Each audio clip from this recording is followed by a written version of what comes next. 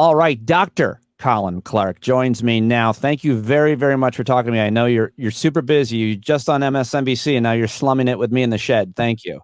Hardly. Happy to be here. Thanks so much for having me, Pete. You could have, like you could go on cable TV and you wear your sport coat like you do in your collared shirt, and then you come with me, and then you could have just worn like a T-shirt, and it would have been totally appropriate. I know it's Sunday. Thank you for talking to me. For next time, I'll have my Drauzan Petrovic jersey on. Oh, very nice. Okay, so you guys have just released this huge report, really timely, really important. But just one question I want to ask you because it's getting a lot of attention this morning. Is there any reason to think that anything about this, and you can tell me what you call it, rebellion, mutiny, coup, had any involvement by the United States government intelligence agencies? It seems that we knew, or at least the White House might have known something was up. That's what the Secretary of State said on a bunch of networks, but won't tell us why. Any reason to think the IC community, the American IC community, was in any way involved? No, I mean, I think maybe we give ourselves too much credit sometimes. No, not at all. We knew about it, and that, in fact, took the opposite stance, which was to absolutely be completely hands-off, to not even say that we knew about it, unlike the pre-bunking that we did in the lead up to the invasion of Ukraine. I don't think the U.S. wanted to be associated with it in any way. And frankly, we don't need to be. Let's let the Russians go at themselves organically. The infighting is a huge advantage to Ukraine. And so there's no need. The point now is to figure out what comes next, to kind of strategize, to plan out, various scenarios, and be prepared to react. Yeah, really hard to go. And I'll probably wrap up our conversation asking you that. But let's get to your report because it's freaking fascinating. I'm learning so much right now. For example, one of the things I just tweeted in reading your report, I'm tweeting out some excerpts. We've heard Putin say over and over, and Prigozhin, by the way, in his comments the other day, said it was never the reason, as Putin said, to go in and fight the neo-Nazis. We've heard Putin say that. Prigozhin obviously contradicted him. But I'm reading your report, and apparently the commanding officer, former Russian military guy of the Wagner group, is covered in Nazi tattoos. Yeah, Dmitry Utkin, not a pleasant fellow whatsoever, chose the name Wagner, which was his call sign, because of Hitler's penchant for the music of the composer Wagner. So now these guys are, not every Wagner recruit is a neo-Nazi, but there's a strong ideological tilt, particularly in the leadership. There's ties to something called Task Force Rusich, and potentially even the Russian imperial movement. So, a lot of people want to talk about the far right links of the Azov battalion, which have been minimized significantly since 2014. If you're looking for the neo-Nazis, they're on the Russian side. Oof. I got a text from a friend who knows things when I told him I was going to talk to you. His question is, what happened to Utkin? I don't know why he's asking that. Has he been missing? Yeah, that's a good question. Even Prigozhin right now, his whereabouts are unknown. He's supposed to be in Belarus, but there was a kind of fire-breathing Russian commentator that went on TV last night and said both of these guys should be executed. That's the only way to kind of move forward. So they're probably laying low. If they've got a personal security detail, they're likely kind of going to ground to wait out, the next 48, 72 hours and see what happens next.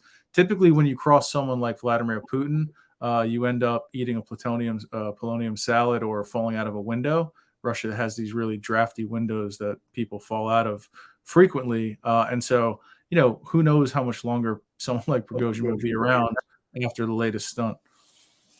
Put him in the drafty window. No, not that one. The drafty window. Put him over in that room. So I told my father-in-law has a windows and siding business, and I said there's a big market opportunity in Russia because their windows are crap, apparently. We've got your father-in-law booked for the show. Actually, we're looking forward to talking with him about that and your relationship with him with such comments. So I want to talk about your report, your expertise. I'm just guessing here because you wrote a whole book about ISIS and what comes next there. Did you first run into the Wagner group in Syria and Africa when you were doing your research for on ISIS and for that book? Exactly. Syria and Libya and some of their deployments there. And so these guys have been around for a while. People are saying, oh, where did they come from? this isn't new. I mean, they were initially formed in 2014 in response to the first Russian invasion of Ukraine, not the re-invasion, not the remix, the first invasion these guys formed. And really, they've kind of taken on a global presence and are the tip of the spear of Russian foreign policy. I don't think the Kremlin can operate without these guys. And so I'm very kind of curious about what happens now. Is it just kind of take Prigozhin out and install someone, a more pliant commander in charge, because they need Wagner. And if these guys are rolled in with the Russian military, force posture around the world looks different. Now it's an official Russian military presence in Mali and elsewhere. And that changes the game a little bit. Tell us more about where this private military contractor. I mean, Americans know of Blackwater. Right. This is not that. I mean, it's private military group. It's not, quote, state sponsored, but my understanding is the reason why Russia likes it and helped create it, obviously, behind it, is because they can be used as a cutout. They can send them in to do terrible things, to invade places, to kill people, to steal. And I'm like, it's not us. That's not the Russian military. Is that ostensibly the relationship? More or less. It's a direct Russian proxy. They're useful because when they go on these, excursions like going to Syria and Libya, which might not necessarily be popular with Russians back home domestically, the casualty count says, look, we only lost 2 Russian soldiers last year, not mentioning the fact that maybe 100 Wagner guys were killed in action. That doesn't change the fact that Russian families are losing their sons in action, but officially, right, gives them a kind of plausible deniability to say, well, it's not our guys. Colin, you mentioned in the report, it goes deep into the history and current activity of the Wagner Group, especially in Africa, Mali, Sudan, Mozambique. You mentioned Libya, obviously Syria, and what they're doing. The type that they're terrible. The things they're doing is terrible, and they're making a lot of money extracting things like gold and I think blood diamonds. Yeah. And what else are they? And your report talks about antiquities even. Yeah, so they've got their fingers in a lot of different pies. Anything that's not nailed down, they're able to kind of get and sell and profit from. And this is all to help evade sanctions, right? The Kremlin's under significant sanctions right now.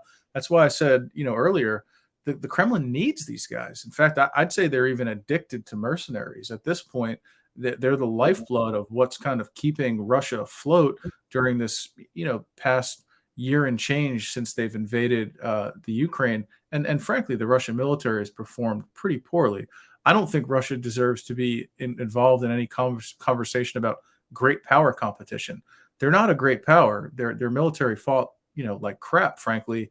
And I think, this is just more proof that this is, a former empire that's on the decline. But those can be dangerous too, Pete, right? Because this is a country with, a lot of nuclear weapons, an aging dictator who's overplayed his hand. He's now being challenged from within. So I'm a bit worried about what comes next. Of course. I mean, is it going to be Putin or a guy who kills his enemies with a sledgehammer? Prigozhin. I mean, this guy is a monster, not to mention, obviously, the most important thing that people I feel like aren't talking enough about are those nuclear weapons, that they have more than anybody in the world, is my understanding. Indeed. Yeah. And as you mentioned, Prigozhin, this guy is, he is a monster. I mean, the way that he operates, and he's got nothing to lose. He's playing with house money. He's a former, convict and hot dog vendor. So to rise to this powerful person, this warlord that commands a global empire, and look, the world's been focused on this guy for the last couple of days. He's got, I think, in many ways, not much to lose. At the same time, he wants to hold on to what he has. So I don't know. Really, I don't see him fading away quickly. I think, he's somebody that's going to, if he's going to go out, it's going to be in a blaze of glory. The Wagner Group had how many? 25,000 in the battle in Bakhmut. They had, or at least they had a lot of soldiers there. But it's my understanding, according to your report and other analysts, they're organized kind of strangely in that some of them are elite, well-trained commandos who have seen a lot of combat.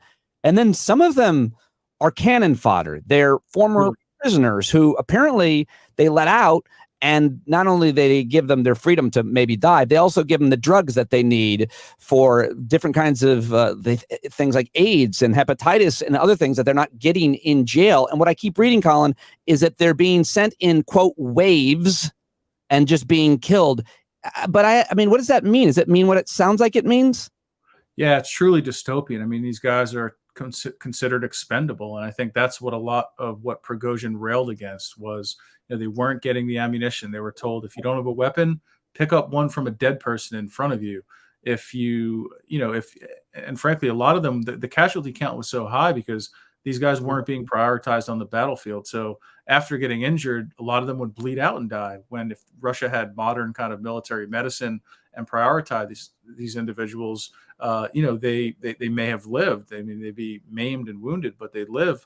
And it just gives you a sense of the way that these guys fight and the way the Russians consider them. They don't even retrieve their own dead from the battlefield. They leave them there like dogs. And that tells you, I think, everything you need to know about, how Russia views these people. Cannon fodder is the appropriate word. I mean, that's they're just completely expendable. And they're, the bodies are piling up. The Wagner Group has aircraft or anti-aircraft or both? Yeah, both. And look, this is where a lot of the friction comes from, because in many ways, particularly outside of Ukraine, but also inside Ukraine, Wagner depends on the Russian Ministry of Defense, right? For logistics, for lift, for all these other kind of heavy weaponry, excuse me. And so without Shoigu, Prigozhin can't necessarily exist on his own. But at some point, the kind of power dynamics seem to have flipped, where Prigozhin's calling the shots. He's got leverage. He's denigrating these senior Russian military officers like Prigozhin, like Valery Gerasimov and others. Always kind of careful not to go as far as criticizing Putin, but even that seems to have changed over the last 48 hours. And now we see this kind of grand bargain struck by the Belarusian president, Alexander Lukashenko, to kind of salvage this, help the Russians save face. But I think Putin comes out of this looking incredibly weak. I still don't understand, and I'm not sure how read in on this one issue you are. I know you've been working to put out this very important report, and I'm not sure how up on current events you are, but I think probably, well, certainly more than I do. Prigozhin feelings on the war in Ukraine: for it, against it, for it, but mad that these generals that he's been critical of didn't send him what he needed. Also read that he had what he needed, but he lied about it, and so that he could do what he did yesterday and have all the ammunition and people that he needed. So I still don't understand his public criticisms of these, what is it, the chief of staff and the Ministry of Defense guy? I forget their names. Gerasimov. Yeah. So I think a lot of it, too, is they were trying to claim credit for the ground that Wagner was able to take, the limited Russian military gains. He felt like he was being outshined in many ways. But I've also, and I wrote about this in Foreign Affairs with a couple of colleagues last month, my take was that he was, causing so much trouble and releasing these kind of videotaped diatribes because he wanted to be redeployed. I don't think fighting in Ukraine in a conventional military conflict is Wagner's comparative advantage. They're much more positioned for expeditionary operations in fragile states, protecting military juntas and dictators. That's where, they're golden. And so I think he wanted to get back to business. The fact that he was forced to recruit from jails tells you it was almost changing the culture and dynamics of what Wagner had become. Oh, that was a new thing because they needed more guys. That wasn't something Wagner and Prigozhin had always done. Exactly. And now they're kind of, okay, well, we need bodies. So where are we going to get them? Sure, let's get these guys, let's go into the Russian prisons where, as you mentioned, it's actually about a third of male prisoners are thought to have HIV or hepatitis. And let's tell them if they fight and they live, they can have some medicine. So again, I mean, dystopian is truly the word. If you made this in a horror movie, I'd say, it seems a bit far-fetched. No country could be that cruel. But here we are. This is Russia in 2023. I think it tells you a lot about, not only the way that Russia operates, but it tells you a lot about the people who are so eager to support the Russian narrative, including in the West, and denigrate the Ukrainians. Yeah, that's certainly something I'd love to talk with you more about, off or online. they're more used to. Maybe he wanted to be redeployed, working in these fragile states. One line that caught me that I shared on Twitter from your new report about when they operate in those types of places. Wagner poses a catch-22 in some respects. Its forces are invited to stabilize fragile states, but its actions actively invite further instability, creating more opportunities and a greater demand signal for its services. I'm going to read that one more time and edit it because I screwed it all up. But you write, Wagner poses a catch-22 in some respects. Its forces are invited to stabilize fragile states, but its actions actively invite further instability, creating more opportunities and greater demand signal for its services. Go and fuck shit up so they can get a contract to fix it. Exactly, man. It's what the U.S. military would call a self-licking ice cream cone in many ways, right? So, or a self-fulfilling prophecy. You see these actions making further, destabilizing the country further. And they're like, look, your country's fucked up. You need us. And it's like, but part of the reason our country's fucked up is because you came here and started killing civilians wantonly. So, right. And they're saying, right, but you need us now. And they do fight against jihadist groups like ISIS and Al-Qaeda, but at the same time, they kill civilians in the process. They create further grievances that can then be used by the population. They push civilians into the arms of some of these groups, and what they get out of it is resources. So they don't care at the end of the day whether a country like the Central African Republic is stable. In fact, it behooves them that it's not stable, because if it was stable, they wouldn't be needed. I think that's a bad company morally. I think that people shouldn't. I actually wrote an article called Bad Company a couple of weeks ago about Wagner. It was really? not my classic rock, love of classic rock, but I thought it was apropos. Oh, that's awesome. That's hilarious. I got to get it. Well, finally, then, let me just ask you, this is your analysis. It's speculation. Everybody's trying to weigh in. You know more than most folks on this, certainly that I talk to. What, to me, the most important imminent issue is, what does this mean for the current conflict in Ukraine if Wagner, wherever they're deployed, are now being questioned, having their loyalty questioned? Yeah, I mean, it's dark days ahead. I think in Russia, there's going to be a lot of folks that are purged and sent to some pretty, dark places, some prisons and worse. Again, I think there's opportunities here for the U.S., the Ukrainians, and other allies to exploit this. I often don't engage in schadenfreude and taking joy in other people's misery. But this is a case where, this is a long time coming. We've often talked about Putin as 10 feet tall. He's this grand strategist that's playing 7-dimensional chess. And I say bullshit.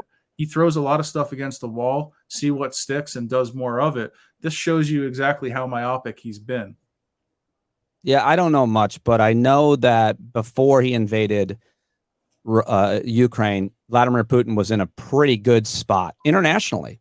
I mean, wasn't fading after he invaded Ukraine. And look at him now. I mean, different people can come to different conclusions, but the idea that he is in any way stronger or that Russia is in any way better than a year and a half ago, I don't think anybody's come to that conclusion across the whole spectrum of ideology. Maybe some tankies on Twitter and RFK Jr., but outside of those folks, I doubt there's anyone that's really cheerleading for the Russians right now. Joining me now, RFK Jr. Colin, what did you want to say? I'm sorry, he's here. Hold on, I'd like to show him what the vaccine did to my ability to hold objects. Well, what I see is metal sticking to your face. That's what I see, Colin, for my listeners. Wow, this RFK is right. Dr. Colin Clarke, what a pleasure to have you. I learned a lot from this report, following you on Twitter, seeing you all over on TV. Thank you very much for spending some time with me. Thanks, Pete. I hope to do it again.